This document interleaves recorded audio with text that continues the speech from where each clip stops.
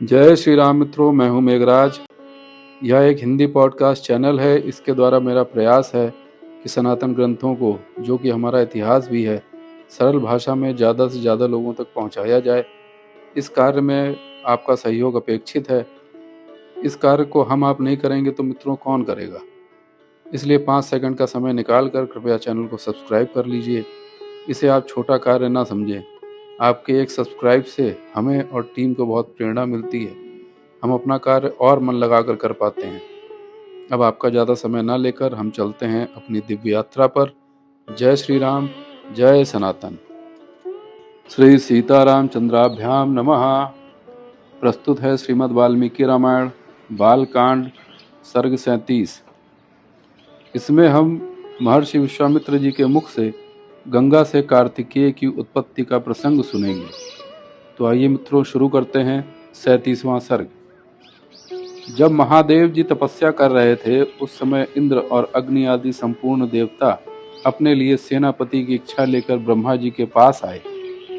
देवताओं को आराम देने वाले श्री राम, इंद्र और अग्नि सहित समस्त देवताओं ने भगवान ब्रह्मा को प्रणाम करके इस प्रकार कहा, प्रभो, पूर्व काल में जिन भगवान महेश्वर ने हमें बीज रूप से सेनापति प्रदान किया था, वे उमा देवी के साथ उत्तम तप का आश्रय लेकर तपस्या करते हैं।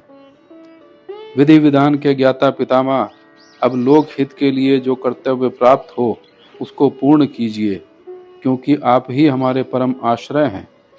देवताओं की यह बात सुनकर संपूर्ण लोकों के पितामह ब्रह्मा जी ने मधुर वचनों द्वारा उन्हें सांत्वना देते हुए कहा, देवताओं, गिरिराज कुमारी पार्वती ने जो शाप दिया है, उसके अनुसार तुम्हें अपनी पत्नियों के गर्भ से अब कोई संतान नहीं होगी। उमा देवी जी की वाणी अमोघ है, अतः वह सत्य होकर ही रहेगी, इसमें संशय नहीं है। ये है उमा की बड़ी बहन आकाश गंगा, जिनके गर्भ में शंकर जी के उस तेज को स्थापित करके अग्निदेव एक ऐसे पुत्र को जन्म देंगे जो देवताओं के शत्रुओं का दमन करने में समर्थ सेनापति होगा।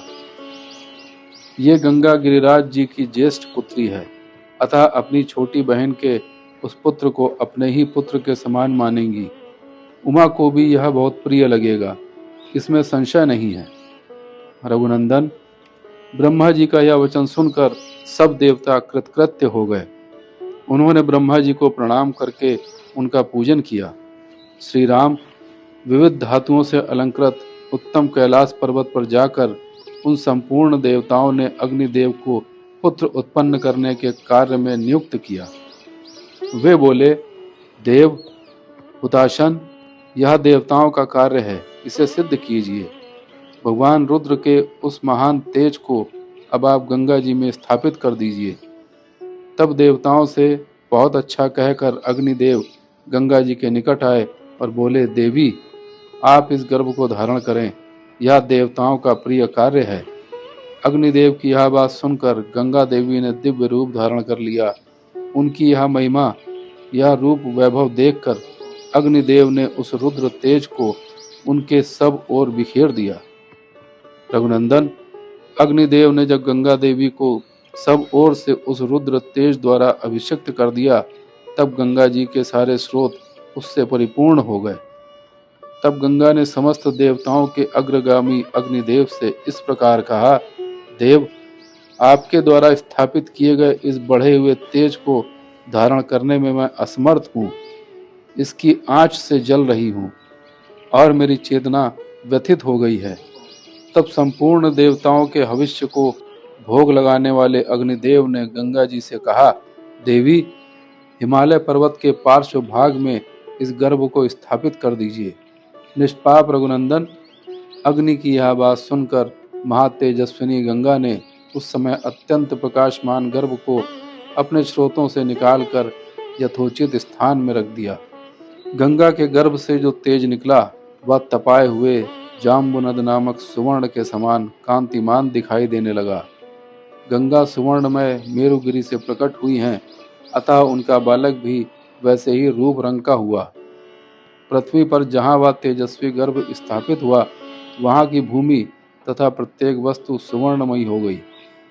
उसके आसपास का स्थान अनुपम प्रभा से प्रकाशित होने वाला रजत हो गया।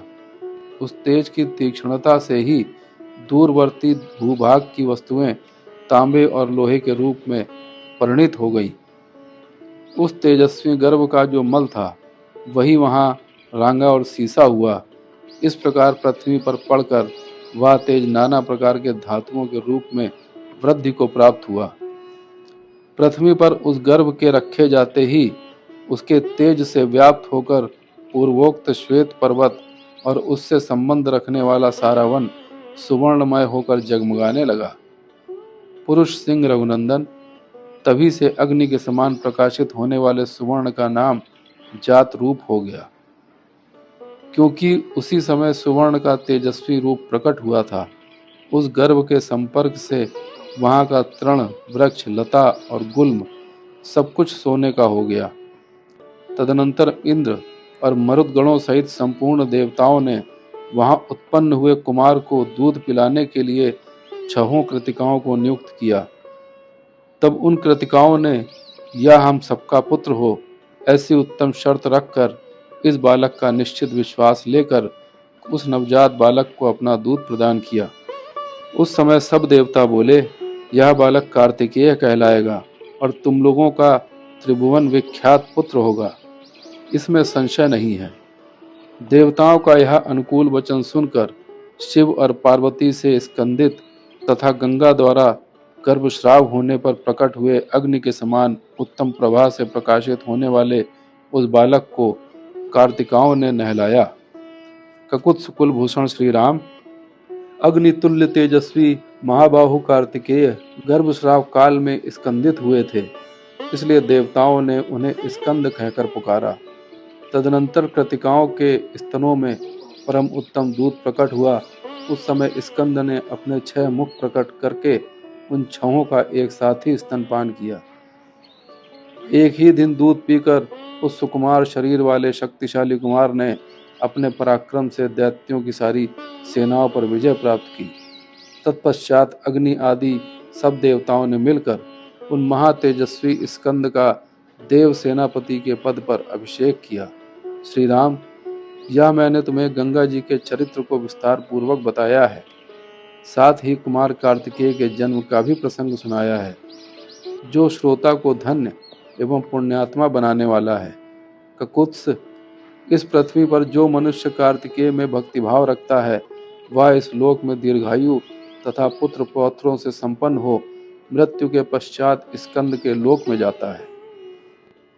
इस प्रकार श्री वाल्मीकि निर्मित आर्ष रामायण आदि काव्य के बालकांड में 37वां सर्ग पूरा हुआ।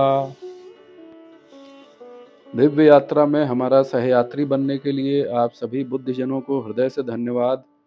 हम फिर मिलेंगे नए सर्ग और एक नए रोमांच के साथ। तब तक के लिए जय श्री राम।